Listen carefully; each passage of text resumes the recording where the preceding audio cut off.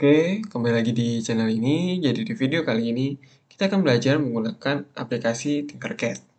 Sesuai janji saya di video sebelumnya, di video kali ini kita akan belajar bagian-bagian dari Arduino, komponen apa yang akan kita gunakan, sensor apa saja yang bisa kita gunakan.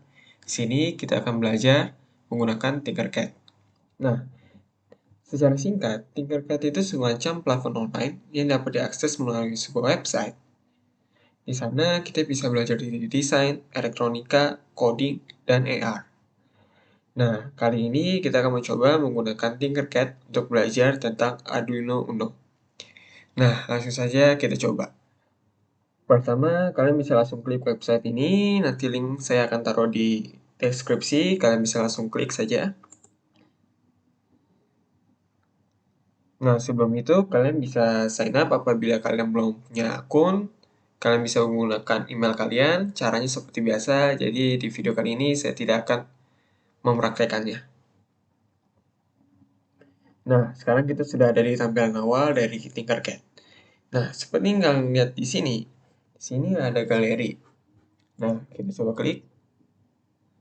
Nah, seperti yang kalian lihat di sini, berisikan desain dari banyak orang yang nantinya kita juga bisa gunakan sebagai referensi apabila kita ingin membuat project dengan menggunakan 3D design. Oke, di sini juga ada blog, run, teach, kalian bisa telusuri sendiri. Di sini coba kalau kalian lihat ada sirkuit.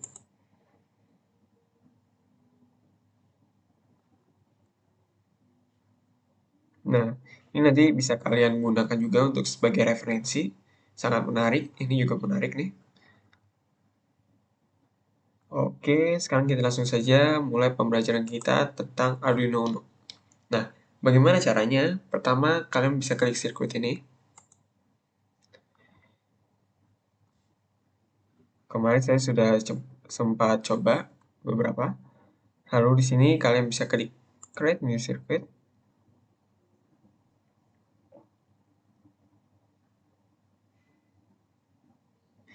Nah, jadi seperti ini tampilan awal apabila kita mengklik Create New Circuit. Di sini kita bisa lihat komponen basicnya. Di sini ada resistor, LED, push button, dan lainnya. Nah, pada kali ini kita akan memfokuskan pada Arduino Uno. Caranya kalian bisa klik, lalu seperti ini. Jadi seperti drag and drop. Dan di sini kalian juga bisa lihat ada servo, ultrasonic, dan lain-lainnya. Kalian juga bisa sebenarnya coba cek di Arduino. Nah, ini sudah ada yang kesambung dengan breadboard. Di sini juga sudah ada yang kesambung dengan LED, servo, dan sebagainya. Kalian bisa langsung saja gunakan. Nah, sebelum kita menggunakannya, sekarang kita akan belajar bagian-bagian yang ada pada Arduino Uno. Saya zoom sedikit. Oke. Nah, sebenarnya pada kesempatan kali ini kita tidak akan menjelaskan secara detail bagian dari Arduino, melainkan hanya bagian-bagian yang kita gunakan pada video kali ini saja yang saya akan jelaskan. Nantinya, pada kesempatan yang akan datang nanti, saya akan menjelaskan keseluruhan dari bagian Arduino apabila memang kita menggunakan bagian tersebut. Jadi biar informasi yang kalian dapatkan tidak terlalu banyak, karena pada video kali ini akan banyak materi yang akan saya sampaikan. Oke, kita langsung mulai. Bagian pada Arduino Uno, di sini kita bisa lihat ada USB socket. Ini bisa digunakan untuk memberi daya kepada Arduino dan juga sebagai penghubung antara Arduino dengan laptop kalian ataupun PC kalian. Jadi nanti kalian harus menggunakan software Arduino IDE untuk menghubungkannya. Di sana kalian juga bisa membuat semacam program dan lainnya. Oke.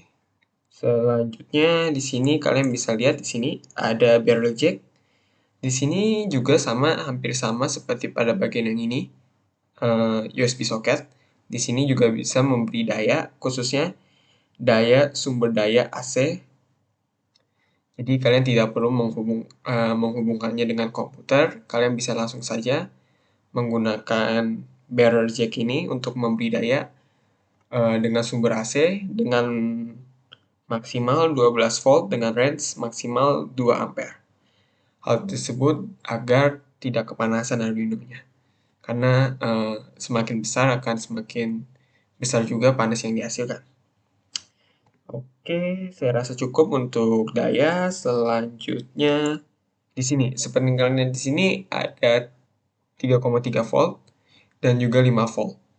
Nah, sesuai namanya dia akan mengeluarkan input atau tegangan sebesar 3,3 volt dan 5,5 volt. Nah, tegangannya ini tegangan positif ya. Jadi di Arduino itu ada dua, tegangan positif atau biasa disebut dengan VCC dan tegangan negatif, yaitu GND. Seperti kalian lihat di sini, ini ada nantinya bisa memberi tegangan negatif. Jadi kalian harus bedakan, ingat GND itu negatif dan yang volt ini adalah positif. Jadi VCC 3,3 dan 5 volt. Oke, itu untuk tegangan. GND ini artinya ground ya. Saya lupa tadi kasih tahu. Jadi nanti kita akan sering menggunakan kedua ini. Yang sebenarnya 3,3 volt ini akan jarang. Saya lebih memilih yang 5 volt ya. Biasa pun kalau memang ada kita memerlukan daya tambahan, saya biasa menggunakan baterai.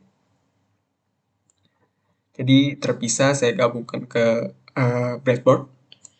Nah, selanjutnya kita akan membahas bagian analog. Nah, seperti yang kalian lihat di sini ada keterangan analog.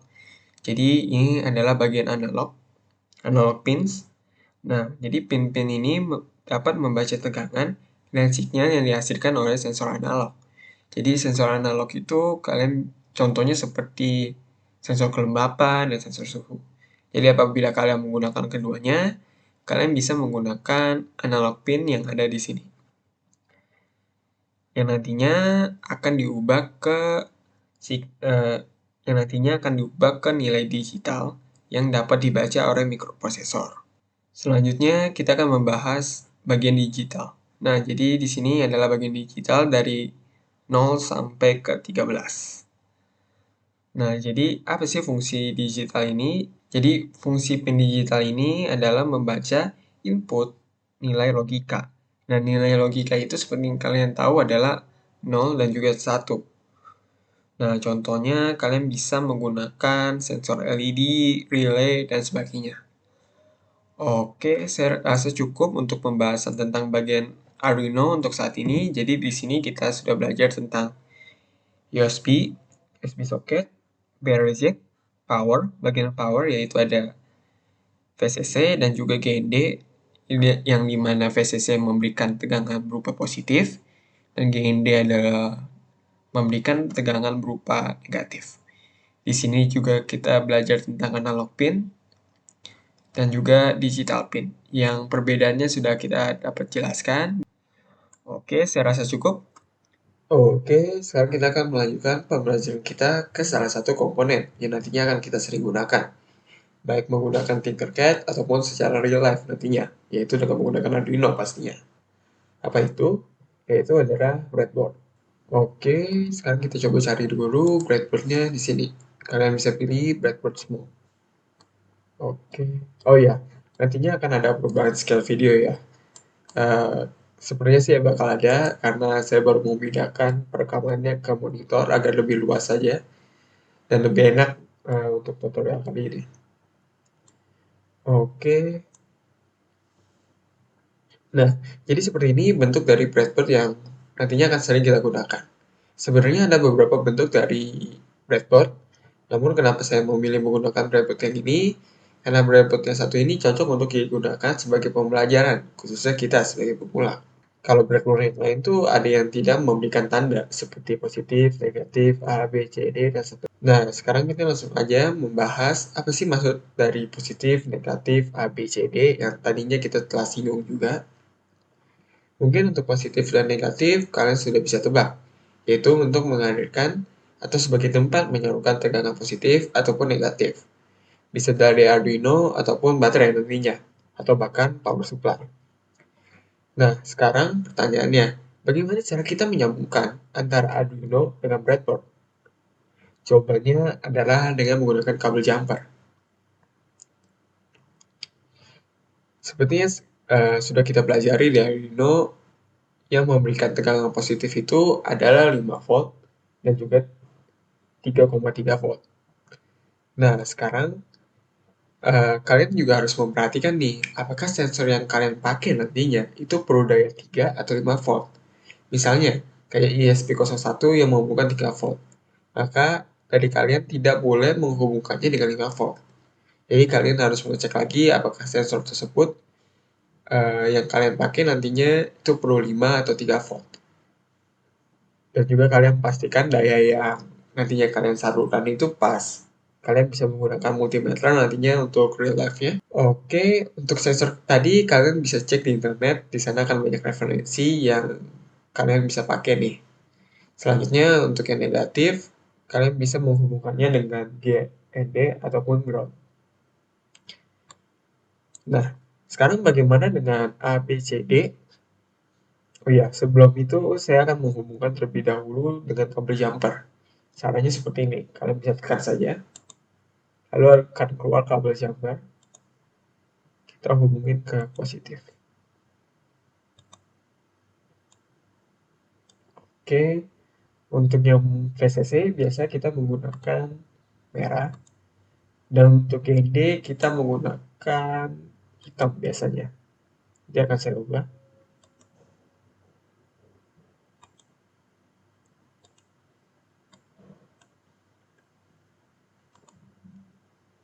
Nah, kalian juga bisa mengubah warna serta kalian bisa mengubah warnanya juga ya.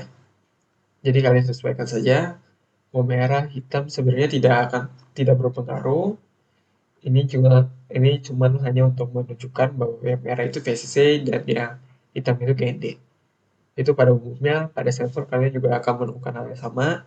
Biasa pada kabel hitam itu menandakan bahwa sensor tersebut, maksudnya pin tersebut perlu disalurkan ke GND ataupun VCC apabila merah. Oke, kita lanjutkan. Nah, kalau kalian perhatikan, kalau kalian arahkan kursor kalian ke bagian seperti ini, kalian akan melihat garis hijau berbentuk horizontal nih. Itu artinya sepanjang garis hijau ini akan sama, yaitu akan mengalirkan tegangan positif. Begitu juga pada bagian yang negatif ini. Jadinya arah horizontal ini dari sini sampai sini akan menyalurkan daya yang sama, yaitu berupa tegangan negatif. Nah, sekarang bagaimana kalau bagian A, B, C, D, E? Nah, kalau kalian arahkan saja kursor kalian ke bagian ini misalnya. Nah, sudah ada perubahan bentuk garis yang warna hijau ini. Dia bentuknya vertikal nih. Yang artinya dari A sampai E, khususnya bagian 3 ini akan sejajar. Oke, oh ya, kalian juga perhatikan dari A ke E ini tidak sambung dengan F ke J. Ya, artinya bagian tengah ini adalah pemisah. Namun kalian juga bisa menghubungkannya dengan seperti ini. Oke. Nah, sekarang saya akan coba bertanya nih. Kalau kita memberikan tegangan langsung dari Arduino, misalnya dari GND ke sini, itu boleh nggak sih? Mungkin saya akan memberikan waktu 5 detik untuk kalian berpikir dan menjawab.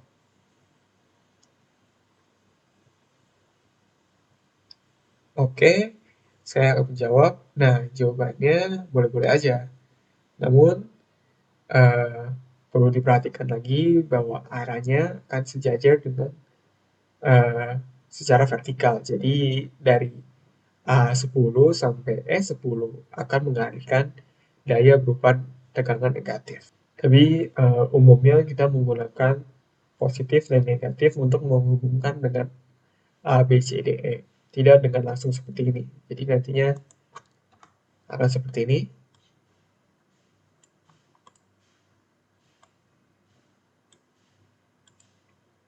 Tuh, gue jadi warna merah dulu. Nah, seperti ini. Apalagi kalau kita sudah menggunakan banyak sensor. Oh iya, Oh iya, nantinya bagian A, B, C, D, E, dan juga F, G, H, I, J nantinya akan dijadikan sebagai tempat untuk kita menghubungkan pin analog maupun pin digital dengan sensor yang kita punya dengan Arduino. Misalnya seperti ini. Ini kalian bebas saja warnanya apa, bedakan saja setiap sensor agar lebih memudahkan kalian. Warna orange tidak terlalu kelihatan, kita ganti warna biru saja. Oh, belum saya klik. Nah, seperti ini. Oke, saya rasa cukup untuk part ini. Mungkin buat kalian yang belum terbiasa, nggak apa-apa. Namun, kalau kalian sering berlatih ataupun sering mencoba-coba sensor, kedepannya kalian akan terbiasa sendiri kok. Saya dulu juga seperti itu. Oke, oke. Setelah saya mencoba mengedit dan menggabungkannya dari beberapa video, khususnya yang Arduino, breadboard, dan juga yang terakhir adalah project. Dan ternyata apabila digabung bagian project maka menghasilkan durasi yang cukup panjang sekali, cukup panjang, sehingga saya memutuskan untuk tidak memasukkan bagian project tersebut.